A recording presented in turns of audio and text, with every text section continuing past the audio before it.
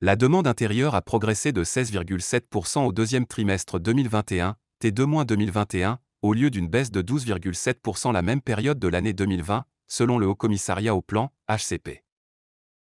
La demande intérieure a contribué pour 18,2 points à la croissance économique nationale au lieu d'une contribution négative de 13,8 points, indique le HCP dans une note d'information sur la situation économique nationale au cours du T2-2021.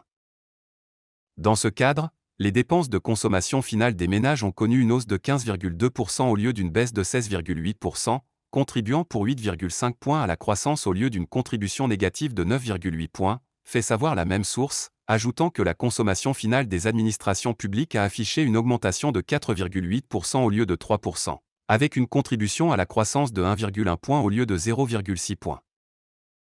De son côté, l'investissement brut, formation brute de capital fixe et variation de stock, a enregistré une hausse de 28,9% au lieu d'une forte baisse de 15,1%, avec une contribution à la croissance de 8,6 points au lieu d'une contribution négative de 4,7 points, durant le même trimestre de l'année précédente.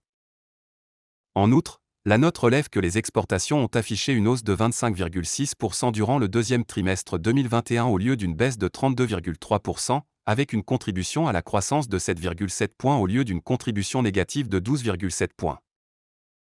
Pour leur part, les importations de biens et services ont augmenté de 27,2% au lieu d'une baisse de 25,7%, avec une contribution à la croissance négative de 10,7 points au lieu d'une contribution positive de 12,4 points une année passée.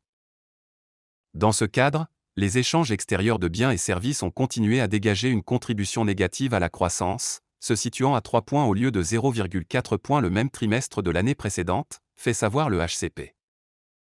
Ladite note fait aussi état d'une aggravation du besoin de financement de l'économie, passant de 1,3% du PIB à 2,9%. Au prix courant, avec la hausse du PIB de 16,8% au lieu d'une baisse de 14,6% et l'augmentation des revenus nets reçus du reste du monde de 44,9% au lieu de 22,9%, le revenu national brut disponible a connu une progression de 17,2% au lieu d'une baisse de 12,2% durant le deuxième trimestre de l'année 2020. Compte tenu de la hausse de 13,3% de la consommation finale nationale en valeur au lieu d'une baisse de 10,8% enregistrée une année auparavant, l'épargne nationale s'est située à 30,5% du PIB au lieu de 27,7%. L'investissement brut a atteint 33,4% du PIB au lieu de 29% durant le même trimestre de l'année précédente, fait savoir la note.